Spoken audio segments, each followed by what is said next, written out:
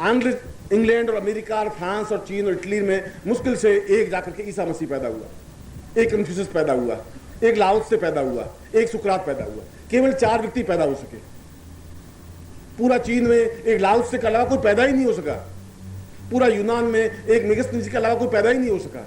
बार बार महापुरुष पैदा नहीं होते, बार बार धरती इतनी तपस्या कर भी नहीं सकती। इसलिए शंकराचार्य ने कहा कि यह जीवन की सबसे बड़ी विशेषता है कि यदि ऐसा कोई व्यक्तित्व हो, और यदि उसने इसलिए शब्द लगाया कि जीवन का एक सौभाग्य मिले, जीवन का एक अहोभाग हो, एक जीवन का अहोभाव बने, हमारे जीवन में कोई चिंतन बने, एक विचार बने, वह आदमी को समझा सकता है कि इस अहम का परित्याग करने पर वह एक चेतना दे सकता है। वह तुम्हें गाली भी दे सकता है। वह तुम अगर पिछड़ते हो वापिस, वह अगर शिष्य बिल्कुल नीचे की ओर अग्रसर होता है तो वापिस पकड़ करके ऊपर लाने की क्षमता रखता है। शिक्षक नहीं रख सकता, धर्म गुरु भी नहीं रख सकता। इसलिए गुरु, सदगुरु और धर्म गुरु में बहुत बड़ा अंतर है। इसलिए 3 शब्द अलग अलग बने, बाकी एक शब्द से भी चल सकता था। धर्म गुरु तो केवल तुम्हें सत्यानाश करने के लिए बने हैं, जो तुम्हें बर्बाद कर देंगे, और बर्बाद कर दिया है। पूरा संसार यदि संत्रस्त है, दुखी है, तो धर्म गुरुओं की वजह से है। क्योंकि उस धर्म गुरुओं ने कहा कि नहीं, तुम हिंदू हो, कुरान अपने घर में नहीं रख सकते, तुम कुरान नहीं पढ़ सकते, तुम जामा मस्जिद में जाकर के वजू नहीं कर सकते, नमाज नहीं पढ़ सकते, तुम बुद्ध के धम्मपद को नहीं पढ़ सकते, तुम्हें केवल गीता को बार बार पढ़ना, उस 18 अध्याय को 1 से लेकर के बार बार हे अर्जुन ऐसा कर, हे अर्जुन ऐसा कर, 25वें बार भी हे अर्जुन वैसा कर वैसा कर। धर्मगुरु ये कहते हैं। और धर्मगुरु ये कहते हैं कि तुम केवल इस गंगा जल में स्नान करते रहो और फिर डुबकी लगाओ, फिर बाहर निकलो, ये करो। इसके अलावा उनके पास कुछ नहीं है। उनके पास केवल पाखंड है, वो तुम्हें पाखंड दे सकते हैं। उनके पास केवल छल है, उनके पास केवल शब्द जाल है, वो तुम्हें शब्द जाल दे सकते हैं, तुम्हें मुक्त नहीं कर सकते। तुम्हें बार बार ग्रस्त की ओर अग्रसर करेंगे, बार बार उसमें तुम्हें फंसाएंगे, बार बार भोग की ओर प्रवृत्त करेंगे। चाहे आप गीता पढ़ लीजिए, चाहे रामायण पढ़ लीजिए, चाहे महाभारत पढ़ लीजिए, उन सारों में एक ही तथ्य बार बार स्पष्ट उल्लेख है कि यह युद्ध हुआ नारी की वजह से हुआ। रामायण बनती नहीं बेचारी। अगर सीता नहीं होती और सीता का हरण नहीं होता और ये स्त्री नहीं बनती तो रामायण की रचना होती नहीं। न रावण आता, न सीता को उल्टे जाता, न रावण को मारते, न राम जी को दुख होता, न इतनी 4000 दिन प्रश्नों का ये बनता। सारा 4000 पृष्ठ इसलिए तुलसीदास जी को रंगने पड़े कि सीता बेचारी पैदा हो गई गलती से। और अगर द्रौपदी नहीं होती तो महाभारत तो होता ही नहीं। 18 दिन तक क्यों लड़ते, क्यों युद्ध करते? इसलिए उन्होंने कहा कि नहीं, सीता का मुंह देखना जरूरी नहीं, द्रौपदी का नाम लेना ठीक नहीं, बस तुम भगवान का भजन करो, राम राम करने के अलावा कुछ नहीं। ये धर्मगुरु। इसलिए मैंने कहा कि जहां तक तुम्हें धर्मगुरु मिले वहां बचने की जरूरत है। धर्म तो जो धारण करने की शक्ति है, जो तुम धारण कर सकते हो, धार्यति सधर्म, जो तुम धारण कर सको। अगर मानवता का धर्म धारण कर सको तो मानवता तुम्हारा धर्म है। अगर चैतन्यता प्राप्त कर सको, अगर अपने हृदय को विकसित कर सको तो वह तुम्हारा धर्म है। धर्म को हिंदू ये संप्रदाय है, ये धर्म नहीं है। जिनको तुम धर्म शब्द से उपस्थित कर रहे हो वह धर्म नहीं है। इसलिए ऋग्वेद में कहीं हिंदू शब्द नहीं आया है, यजुर्वेद में नहीं आया है, उपनिषदों में कहीं नहीं आया है, न मुस्लिम संप्रदाय आया है, न हिंदू संप्रदाय आया है, न बौद्ध धर्म संप्रदाय, न चैतन्य संप्रदाय, कुछ नहीं आया है। उन ग्रंथों में नहीं है। ये हमने बाद में अपने आप के कटघरों में बंद कर दिया है। और जहां हमने बंद कर दिया वहां हमारा ज्ञान समाप्त हो गया, वहां आगे पढ़ने की श्रुति खत्म हो गई। मैं कुरान नहीं पढ़ूंगा तो कैसे मुझे मालूम पड़ेगा कि इस्लाम क्या चीज है? और नहीं समझ में आएगा तो मैं कैसे तुलना कर सकूंगा कि इस हिंदुत्व में इस्लाम में क्या अंतर है? अगर मैं धम्मपद नहीं पढ़ूंगा तो बुद्ध को मैं कैसे समझूंगा? और बुद्ध को नहीं समझूंगा तो एक बहुत बड़े ज्ञानी से मैं वंचित हो जाऊंगा। फिर पृथ्वी ने जो 1000 साल तपस्या करके बुद्ध को पैदा किया, वह पृथ्वी 1000 साल तपस्या बेकार गई उस पृथ्वी की। मुझे बुद्ध को भी समझना पड़ेगा, मुझे सुकरात को भी समझना पड़ेगा, मुझे ईसा मसीह को भी समझना पड़ेगा, मुझे अपने आप को भी समझना पड़ेगा। अहम ब्रह्मास्मि, अहम तो तब बनेगा। इसलिए अहम का दूसरा शब्द है कि मैं अपने आप को समझूं। उस अहंकार को छोड़ करके जब मैं अपने आप को समझूंगा, और संसार में सबसे कठिन क्रिया अपने आप को समझने की है। हम दूसरों को आसानी से समझ लेते हैं, क्यों? उनके प्रति हमारी धारणा बन जाती है। और मैं कह सकता हूं ये मेरा पड़ोसी बहुत बदमाश है, साला चोर है, उचक्का है, मुझे कहने में कोई संकोच है ही नहीं, क्योंकि इसके लिए मुझे सर्टिफिकेट देने की जरूरत नहीं, कोई प्रमाण देने की जरूरत नहीं। मैंने कह दिया, उसने कह दिया। और ये लड़की बहुत दुष्चरित्र है, रोज मैं इसको गली में आते जाते देखता हूं, ये अच्छे घर की लड़की नहीं है। दूसरों के बारे में कमेंट करना जीवन का एक बहुत बड़ा आनंद और जीवन का बहुत बड़ा सुख की बात है।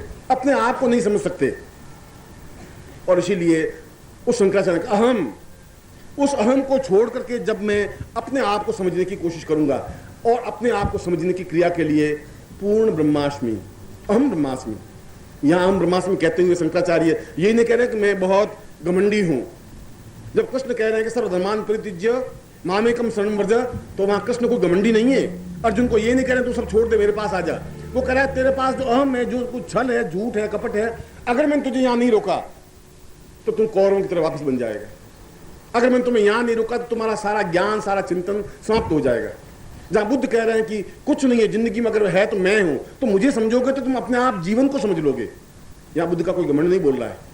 बुद्ध इसलिए समझा रहा है शिष्य को कि उन शिष्यों में ज्ञान नहीं है, चेतना नहीं है, उनमें आग नहीं है, उनमें चिंगारी नहीं है, समझने की क्रिया नहीं है, उसमें अहम है। उस अहम को तोड़ने के लिए ऐसी क्रिया कर दी जा रही है। इसलिए वो बार बार कह रहा है कि तुम उस ब्रह्म को नहीं समझ पाओगे, क्योंकि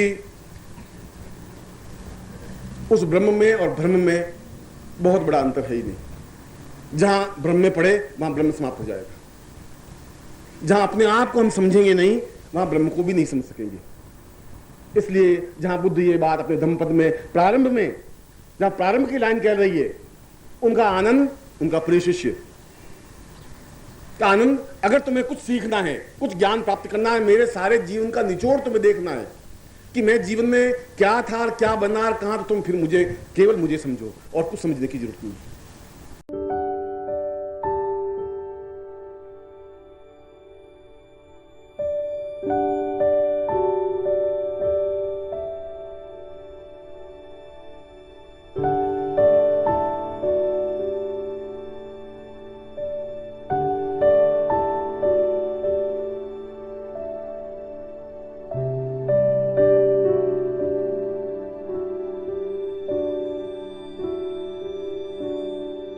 इसलिए उनमें एक करुणा है, इसलिए उनमें एक ममता है, एक स्नेह है, एक अटैचमेंट है, एक प्यार है। और इसीलिए धर्मगुरुओं ने इन सारे तथ्यों को समाप्त कर दिया और हमारा जीवन एक जड़ बन गया। क्यों जड़ बन गया? हमें क्यों नहीं चेतना पैदा हुई? हम ऋषियों की संतान, वशिष्ठ और विश्वामित्र की संतान, और हम जड़ बन गए, बिल्कुल एक पंगु बन गए। इसलिए बन गए कि हमारे ऊपर एक प्रहार किया गया, उन धर्मगुरुओं ने प्रहार किया हमारे जीवन की। आज मुझे एक पत्र लिखा, उसने लिखा कि क्या हम स्त्रियां ओम शब्द का उच्चारण कर सकती हैं, और क्या हम स्त्रियां महावीर की उपासना कर सकती हैं, और क्या हम हनुमान चालीसा का पाठ कर सकती हैं। किसी महिला ने लिखा, और वो बेचारी कोई गलत नहीं लिख रही थी, क्योंकि धर्मगुरुओं ने कहा कि तुम हनुमान जी के पास नहीं जा सकती, हनुमान जी के सामने नहीं बैठ सकती। हनुमान जी इतने कायर बुज़दिल हैं कि तुम जाती हनुमान जी भाग जाएंगे, क्या हो जाएगा हनुमान जी को, तकलीफ क्या हो जाएगी। जब मैं नहीं भाग सकता तुम्हें देख करके, तो हनुमान जी तो मुझसे ज्यादा ताकतवान होंगे, ज्यादा क्षमतावान होंगे। उन्होंने तो पूरा द्रोणाचार्य पर्वत को उठा दिया था, फिर क्यों घबरा रहे हैं हनुमान जी तुम्हारे पास जाने से। पर धर्मगुरु के नहीं, अगर तुम चली गई, अगर स्त्री शिक्षित हो गई, तो उनका स्वयं का अहम समाप्त हो जाएगा। उन धर्मगुरुओं का जो अहम है, जो ईगो है, जो उनका, और ये सारे ज्ञान के ग्रंथ, जो धर्म ग्रंथ, मैं वेद पुराण की बात नहीं कर रहा हूं, ये जितने धर्म ग्रंथ लिखे गए सब पुरुषों ने लिखे, स्त्रियों ने बेचारे लिखे, पुरुषों ने लिखे। तो पुरुषों ने अपना एकाधिपत्य स्थापित करने के लिए पूरे भारतवर्ष की 1 अरब जनसंख्या का 50% तो बिल्कुल त्याज्य कर दिया कि नहीं, औरतें नहीं पढ़ सकती, वेद नहीं पढ़ सकती। हरिद्वार में कई ऐसे आश्रम है, वहां स्पष्ट है कि गायत्री मंत्र का उच्चारण स्त्रियां नहीं कर सकती। हमारा जीवन कितना, धर्म ने कितना हमें जकड़ दिया, और ये सारा उन धर्मगुरुओं के, उन व्यक्तियों का अहम बोल रहा था। अगर तुम स्त्री को हनुमान चालीसा पाठ नहीं करने दे रहे हो, तो तुम्हारा अहम है कि स्त्री को अगर थोड़ा भी सुनता दे दी तो हमसे वे ज्यादा सेंसिटिव है, हमसे ज्यादा ज्ञानवान है। स्त्री ज्यादा ज्ञानवान होती है, स्त्री बात को तुरंत भांप लेती है, तुरंत पहचान लेती है। पुरुष तो नहीं समझ पाता, क्योंकि पुरुष की पुरुषता है, कठोरता है, और कठोर व्यक्ति, उसके अंदर एक रसधार प्रवाहित नहीं हो सकती। पुरुष एक चट्टान की तरह है, तो स्त्री एक जलधार की तरह है, और कितनी भी कठोर चट्टान होगी, बराबर जलधार पड़ेगी तो चट्टान को काट लेगी। चट्टान को काट सकती है, इतनी उसमें रसधार है, जल की धार में ताकत है, मगर जलधार को ऊपर से बंद कर दिया कि नहीं, तुम्हें केवल चूल्हा चौका संभालना है, इसके अलावा कुछ नहीं करना है।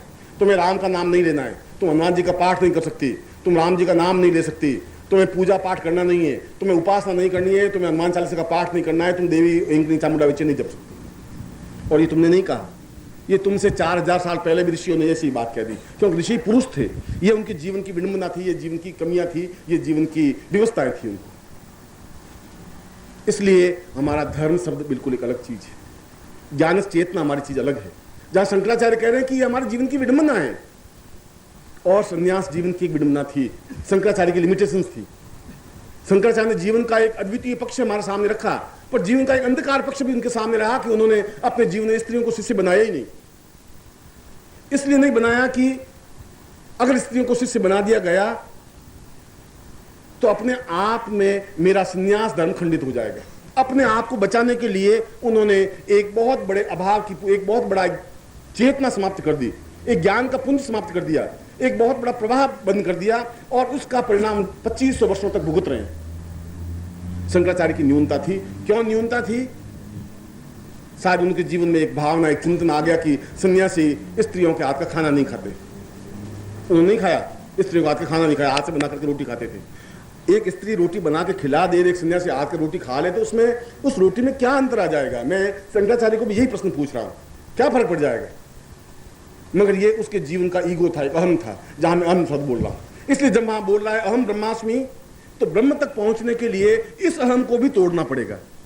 अगर ये अहम नहीं तोड़ा तो फिर हम एक बार फिर अगले 2500 वर्षों तक, अगले 2000 वर्षों तक, फिर 1000 वर्ष तक पृथ्वी तपस्या करके एक और व्यक्ति पैदा नहीं कर पाएगी, फिर इस भ्रम को नहीं तोड़ पाएगी। ये भ्रम ज्यों का त्यों 1000 वर्ष तक चलाता रहेगा। इस भ्रम को तोड़ना जरूरी है, उनको इक्वलिटी देनी जरूरी है, क्योंकि एक बात तो बिल्कुल और 100% निश्चित है कि जीवन में अगर ब्रह्म की साधना करनी है, जीवन में अगर जगदम्बा के दर्शन करने हैं, जीवन में अगर उस मन पक्ष पर और आत्म पक्ष पर पहुंचना है, तो पुरुष को स्त्रियों के गुण प्राप्त करने ही पड़ेंगे। अगर बिना स्त्रियों के गुण प्राप्त किए पुरुष उन आत्म चेतना को प्राप्त कर ही नहीं सकता, ब्रह्म नहीं बन सकता, ठूंठ बन सकता है, एक जड़ बन सकता है, एक चेतनाहीन बन सकता है। क्योंकि स्त्रियों के गुण है दया, प्रेम, करुणा, ममत्व, स्नेह, अटैचमेंट, मातृत्व, एक भावना, एक हृदय पक्ष। पुरुष बुद्धि से सोचता है हर क्षण एक ही बात, स्त्री भावना से सोचती है, अपने हृदय पक्ष से सोचती है, क्योंकि वह उस पीड़ा को जानती है, उस दर्द को एहसास कर सकती है कि एक पुरुष उत्पन्न करने में उसको कितना दर्द, कितनी तकलीफ, कितनी वेदना। मैं सोचता हूं संसार का सबसे घोर कष्ट उसको भोगना पड़ता है 9 महीने। पुरुष उस दर्द को महसूस नहीं कर सकता, पुरुष दर्द महसूस नहीं कर सकता, इसलिए अत्याचारी बन सकता है, इसलिए गालियां दे सकता है, इसलिए बुरा भला कर सकता है, इसलिए जीवन में कठोर बन सकता है। और कठोर बनना जीवन की न्यूनता है, अहम है। उस अहम को तोड़ने के लिए उस कष्ट को एहसास करना पड़ेगा, उस अहम को तोड़ने के लिए उस ममत्व को, उस प्रेम को, उस दया को अपने अंदर स्थापन करना पड़ेगा। और ये गुण तो पुरुष के नहीं है, और अगर पुरुष में ये गुण नहीं आए तो बुद्ध नहीं बना जा सकता। बुद्ध की आंखों में करुणा देखेंगे, एक दया देखेंगे, एक विशाल करुणा का सागर आंखों में तैर रहा है, और ये करुणा सागर पुरुष में नहीं बन सकता। पुरुष तो चंगेज खा बन सकता है, औरंगजेब बन सकता है, कंस बन सकता है, रावण बन सकता है, विधर्मी बन सकता है, अत्याचारी बन सकता है, क्योंकि इस पौरुषता से ही पुरुष बनता है। अगर कोई लुंज पुंज तुम्हारा पति हो, बहुत ढीला ढाला हो, अच्छा तुम चलो, अच्छा चलता हूं, अच्छा बैठ जाओ, अच्छा बैठ जाओ, तो तुम मन में सोचो कि साला क्या साला आदमी है, साला गया भी था। अब तुम करो नहीं, माँ बाप ने पल्ले पकड़ दिया, पटक दिया, मगर तुम उसके प्रति एक पति भाव रख ही नहीं सकती, है ही नहीं। क्योंकि पति एकदम से होना चाहिए एक चट्टान की तरह मजबूत, क्षमतावान, एक होना चाहिए कि उसके ऊपर प्रत्येक स्त्री, तुम में से जितनी बैठी जो भी संसार है, प्रत्येक स्त्री चाहती है कि पति मेरे ऊपर प्रहार करे, जबरदस्ती करे, मैं बाहर जाना चाहूँ वो रोके। स्त्री चाहती है वह मुझे रोके, मुझे नहीं तुम्हें नहीं जाना है। इससे बड़ी खुशी होती है कि कोई है मेरा जो मुझे रोकता है। अगर नहीं रोके तो सोचते कि इस पति का क्या है, जाती हूँ, अच्छा मर्जी चली जा, अच्छा मैं शाम को आऊंगी, अच्छा शाम को। तो किशन लाल जी कितने मजबूत है, वो उनकी पत्नी 1 इंच नहीं हिलती, अगर किशन लाल जी नहीं कहते हिल नहीं सकती, और तुम कैसे आदमी ढीले डाले, उसके अटैचमेंट नहीं बन सकता। इसलिए पौरुषता से तो पति बनता है, पुरुष बनता है, मगर पौरुषता साधना के क्षेत्र में कोई सफलता नहीं दे सकता। साधना के क्षेत्र में तो अपने आप में एक हृदय पक्ष से खुला होना चाहिए। हृदय पुरुष के पास होता ही नहीं, पुरुष के पास केवल बुद्धि होती है, उसके पास केवल कठोरता होती है, उसके पास केवल प्रहार करने की क्षमता होती है, और वो प्रहार करके बहुत खुश होता है। वो अगर पत्नी को गाली देता है तो मन में बहुत संतुष्ट भाव करता है कि मैं कुछ हूं, वो गाली दे सकता है, साली कर ले जो कुछ करना है, तो रान बदमाश है और है।